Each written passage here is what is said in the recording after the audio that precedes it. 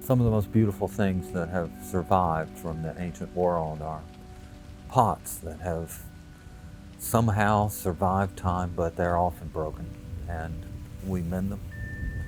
And in that process, try to preserve and even in a sense enhance the beauty that they have. In the same way, human beings are pots that God has made. We're the clay, He's the potter.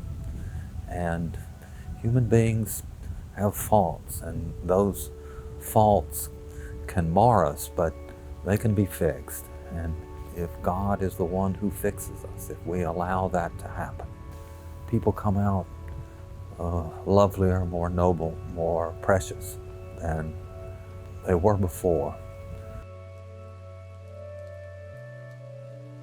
Ezra, Esther, and Nehemiah are about a time in the history of God's people when those people are so broken that they may have felt that there was no hope for them to continue to be the people of God, or as individuals to continue to be acceptable to Him.